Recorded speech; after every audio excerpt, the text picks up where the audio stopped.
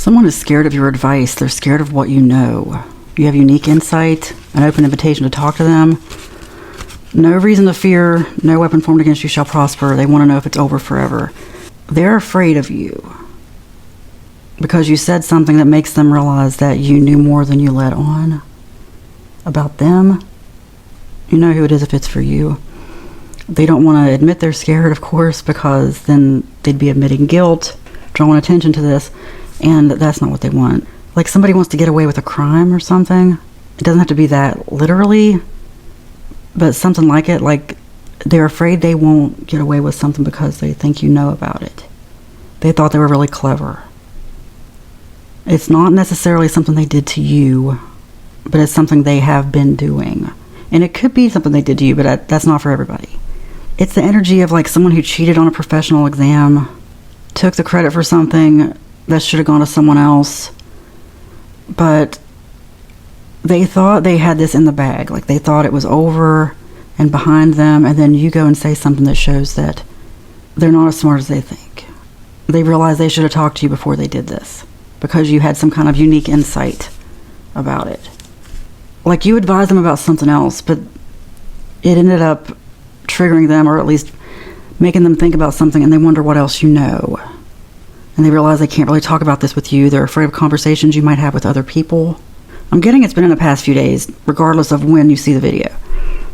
They feel very unprotected, and they feel like you're just really intuitive, like you see things other people don't see. You know things other people don't know. But no weapon formed against you shall prosper. At first I got that someone here might be afraid of retaliation, but I'm very careful with my words, especially about fear. There is no retaliation here. They're the ones who are really afraid of you. And this person might usually be vindictive. That's the whole thing, but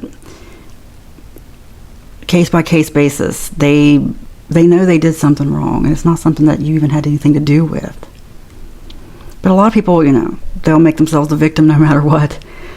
But this person can't figure out how to do that. It's like this is one of those rare times where they don't know how to make themselves a victim. They wish they could, but they feel like it's too late. That ship has sailed. Spill tea, Oracle deck. They feel like it's too far gone. Like you saw something, you know something, something's been set in motion. They feel really dumb. They just don't feel clever anymore. They really felt like they'd gotten away with something. Confession. Someone's about to confess their true feelings to you. That just resonated in so many ways. Like, first off, the confession about the cheating or whatever it is that they did wrong.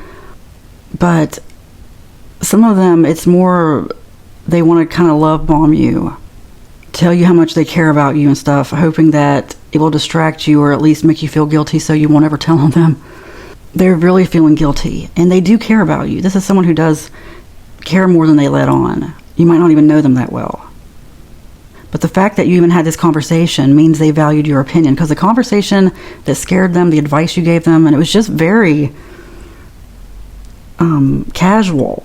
It was very casual. It was like you talked about something when they were trying to talk about something else, but it affected them.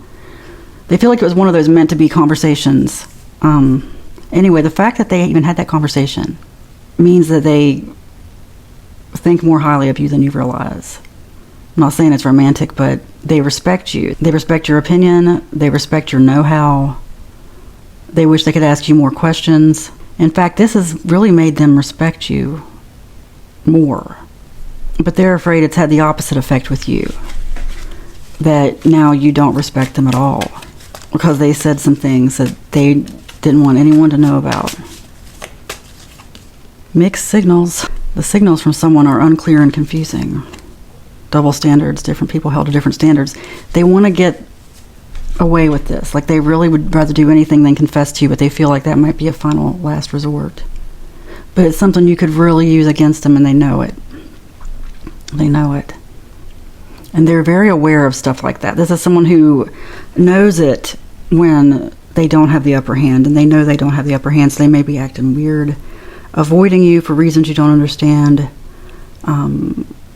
making up reasons not to see you, but then sometimes they want to see you. It's because they want to see you, then they chicken out, that kind of thing, that kind of energy.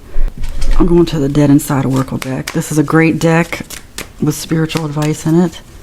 Nervous system advice. What do you need to know? social battery, 0%. Drained, antisocial, shut down. Whoa. They're feeling pretty shut down and drained. You may as well, may you be recharged, but no, I'm getting a definite social drain here. Like this person doesn't like how they feel. They don't like how they feel.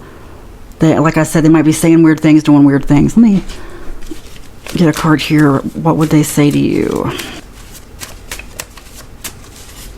Held back for reasons beyond my control. It's anxiety is the reason beyond their control. This is someone who could have like a drunken confession. I don't even know if they drink. I'm not saying they should. I just mean that's when a lot of people confess things. But they just feel so locked up inside. It goes back to the social battery. They don't even know how to control this. Honestly, they're going through some other stuff too, and that's part of the whole problem. That's why that double standards card came out. They feel like they should get away with this, and for some, it's so bad that they could actually prove a disability or something. They don't realize it. But this alone, the heaviness of this thing they cheated, whatever they did, it weighs on their conscience so much that it's causing mental health problems. That's why in the 12 steps, which is really, it's about calming your nervous system, getting rid of things that make a person use a substance. If you go through the 12 steps, you will be a completely different person. But there are steps about forgiving everybody who's hurt you, forgiving everyone you hurt, like actually issuing apologies and stuff. That's why those steps are in there. It's about alleviating your conscience, things that drive you to use. And that's where this person is. I'm not saying they need a 12-step meeting or anything. I just mean it wouldn't hurt, probably. They could learn some things. They don't realize that something's weighing on their conscience, and that's why they're making certain bad decisions. Yeah. They're doing some things to self-medicate that aren't healthy, and people don't necessarily know it. You may have gotten an inkling about it. Your intuition told you that's not for everybody. Please don't make it fit. If you got to say, I wonder what they're doing, then it's not for you. But they're not themselves right now. They're not themselves. And it goes back to this situation. That's why they're afraid of their whole life unraveling. It could cost them something big. If people knew about this, it could cost them something really big. And like I said, it goes back to them being kind of afraid that you're going to say something in front of someone, that this conversation is going to come up again. Because it's very close to the conversation they don't want to have, especially publicly or with people, in a group of people. Let's move on to what do you need to learn from this, if anything, which everything's a spiritual lesson. Everything is. Multi-talented. Intuitive.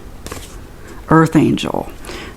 This is about them holding you up on a pedestal, putting you on a pedestal, I should say. Very intuitive. They see you as an earth angel, but this multi-talented, this goes back to the advice. That's what I mean. They didn't know that you knew so much about so many things. That's what scares them, because now they're like, oh no, what else have they noticed? What else could they say about me? What else could they notice about me? Really paranoid. So don't let that get to you. In fact, make peace. Don't make this worse. This person knows what they did. They know exactly what they did. May their conscience be clear. May they do what they have to do to clear their conscience. Peacefully, quietly, calmly. Last card. You're very intuitive. That could be why you had the conversation. And seriously, if you got to ask what conversation, what did I say, it's probably not for you. If it is for you, something will pop into your mind pretty soon. Something may pop into your mind later, and you'll think back to this reading, but please don't make it fit. You have no fear. 2 readings in a row, you have no fear. Your intuition told you what was going on when you had this conversation. Your intuition's guiding you in the right direction. It always does. You need to learn to trust it. That's what I'm here for, really, to help you trust your intuition and show you that you had this weird conversation with someone, and now they're being weird. Keep a mental note about it, because your intuition has been guiding you. You need to really learn that still small voice inside you. Be guided by that. Be calm above all else. Make peace. Because honestly, your intuition's usually guiding you to like the most peaceful thing.